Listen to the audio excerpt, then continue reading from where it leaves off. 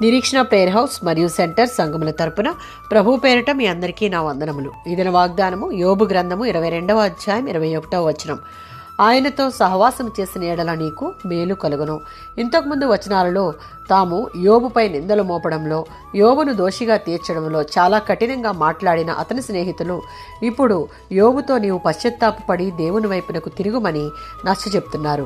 దేవుడు యోబుకు విధించిన శిక్ష నుండి అతను మంచి పాఠం నేర్చుకోవాలని, తనకు ఎదురవుతున్న ప్రతి పరిస్థితుల్లో దేవునితో సహవాసం చేసిన ఎడల తనకు మేలు కలుగుతుంది అని అతని స్నేహితులు చెప్తున్న సందర్భంలోనిది.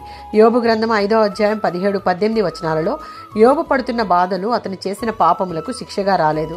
అయినా దేవుడు మన జీవితాల్లో అనుమతించే ఏ శోధన అయినా దానిని మనం స్వీకరించి ఆయన శక్తితో జయించే విధముగా దేవుని ఆశ్రయించి ఆయన బలం పొందుకోవాలి.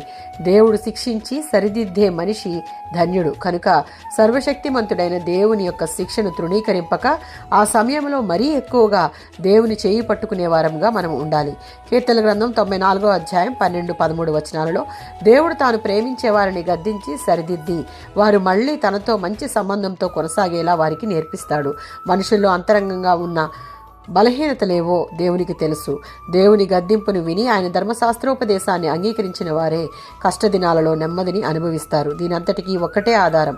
యోబు ఎట్టి రీతిగా దేవుని యందు నమ్మిక ఉంచి కష్ట సమయాలలో, తన హృదయం బలహీనమైన సమయాలలో సర్వశక్తిమంతుడైన దేవుని శక్తిని జ్ఞాపకం చేసుకుని సహనంతో నిరీక్షణ కలిగి దేవునితో సహవాసం చేసిన కారణాన తాను కోల్పోయిన దానికంటే తిరిగి రెట్టింపు ఆశీర్వాదము మేలులతో నింపబడ్డాడు. అట్టి కృప మనందరికీ దేవుడు దయచేయునుగాక. ఆమేన్.